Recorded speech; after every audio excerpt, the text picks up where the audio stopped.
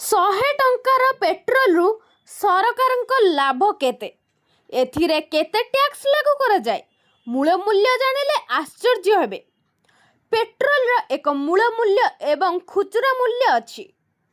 ମୂଳ ମୂଲ୍ୟ ହେଉଛି ତୈଳ କମ୍ପାନୀଗୁଡ଼ିକ ଦ୍ୱାରା ସ୍ଥିର କରାଯାଇଥିବା ମୂଲ୍ୟ।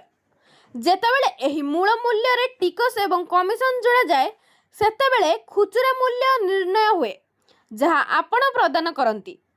ତ ଦର୍ଶକ ବନ୍ଧୁ, ପେଟ୍ରୋଲର ମୂଳ ମୂଲ୍ୟ କିପରି ସ୍ଥିର କରାଯାଏ, ଚାଲନ୍ତୁ ଏହି ବିଷୟରେ ଜାଣିବା। ଆଗରୁ ଯଦି ଆପଣ ଆମ ଚ୍ୟାନେଲକୁ ସବସ୍କ୍ରାଇବ୍ କରିନାହାନ୍ତି, ଏବେ ସବସ୍କ୍ରାଇବ୍ କରିକି ପାଖରେ ଥିବା ବେଲ୍ ଆଇକନ୍ଟିକୁ କ୍ଲିକ୍ କରିଦିଅନ୍ତୁ, ଯାହାଦ୍ୱାରା ଆପଣ ଏହି ବିଷୟରେ ସବୁବେଳେ ଅପଡେଟ୍ରେ ରହିପାରିବେ।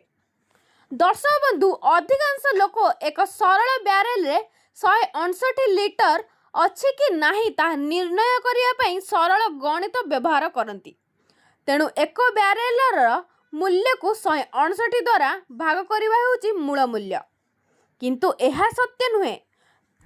ତୈଳ କମ୍ପାନୀଗୁଡ଼ିକ ଅନ୍ତର୍ଜାତୀୟ ବଜାରରୁ ଅଶୋଧିତ ତେଲ କିଣନ୍ତି।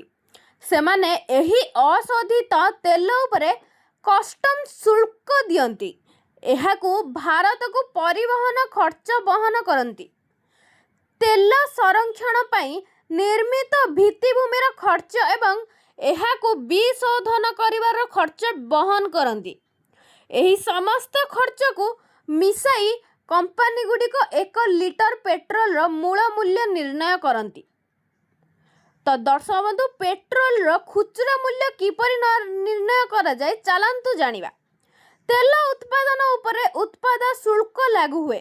ଡିଲରମାନଙ୍କୁ ତେଲ ବିକ୍ରୟ କରିବା ସମୟରେ ତେଲ କମ୍ପାନୀଗୁଡ଼ିକ ମୂଳ ମୂଲ୍ୟରେ ଉତ୍ପାଦ ଶୁଳ୍କ ଯୋଡ଼ିଥାନ୍ତି। ତାପରେ ଡିଲର ତେଲ କିଣା ଯାଇଥିବା ମୂଲ୍ୟ ଉପରେ ତାଙ୍କର କମିଶନ ନିଅନ୍ତି ଏବଂ ଯେଉଁ ରାଜ୍ୟରେ ତେଲ ବିକ୍ରୟ ହୁଏ, ସେହି ରାଜ୍ୟର ସରକାର ମୂଲ୍ୟ ଉପରେ VAT ଏବଂ ଡିଲରଙ୍କର କମିଶନ ଆଦାୟ କରନ୍ତି। ତେଣୁ ମୂଳ ମୂଲ୍ୟ, କେନ୍ଦ୍ରୀୟ ଉତ୍ପାଦ ଶୁଳ୍କ, ଡିଲର କମିଶନ ଏବଂ ରାଜ୍ୟ VAT ମିଳିତ ଭାବରେ ପେଟ୍ରୋଲର ଖୁଚୁରା ମୂଲ୍ୟ ନିର୍ଣ୍ଣୟ କରନ୍ତି। ରାଜ୍ୟ ଅନୁସାରେ VAT ଭିନ୍ନ ହୋଇଥାଏ।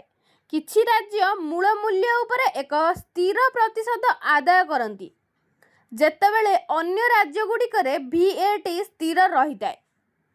ତ ଦର୍ଶକ ବନ୍ଧୁ, 100 ଟଙ୍କା ବିଶିଷ୍ଟ ପେଟ୍ରୋଲ ସିଲିଣ୍ଡରର ମୂଲ୍ୟ ବିଭାଜନ କେତେ?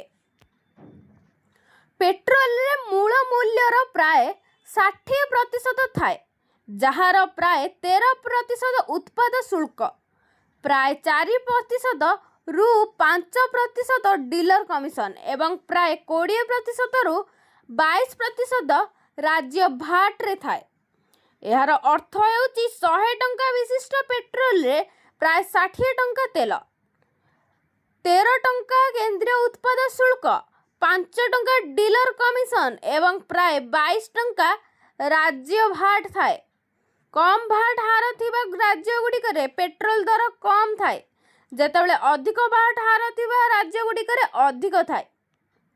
ପେଟ୍ରୋଲ ଡିଜେଲ ଉପରେ ଉତ୍ପାଦ ଶୁଳ୍କ 10 ଟଙ୍କା ହ୍ରାସ। କେନ୍ଦ୍ର ସରକାର ଆଜି ପେଟ୍ରୋଲ ଏବଂ ଡିଜେଲ ଉପରେ ଉତ୍ପାଦ ଶୁଳ୍କ 10 ହ୍ରାସ କରିଛନ୍ତି। ଗତ ମାସ ଧରି ତୈଳ କମ୍ପାନୀଗୁଡ଼ିକ ଅଶୋଧିତ ତୈଳ ଦର ବୃଦ୍ଧିର ବୋଝ ବହନ କରୁଛନ୍ତି। ଅସ୍ଥିତ୍ୱ ପ୍ରଦାନ କରିବା ପାଇଁ ଉତ୍ପାଦ ଶୁଳ୍କ ଛାଡ଼ କରାଯାଇଛି। ସରକାର ସ୍ପଷ୍ଟ କରିଛନ୍ତି ଯେ ଏହି ହ୍ରାସ ପେଟ୍ରୋଲ ଏବଂ ଡିଜେଲର ଖୁଚୁରା ମୂଲ୍ୟ ଉପରେ ପ୍ରଭାବ ପକାଇବ ନାହିଁ।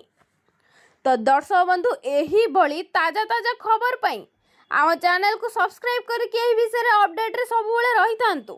ଧନ୍ୟବାଦ।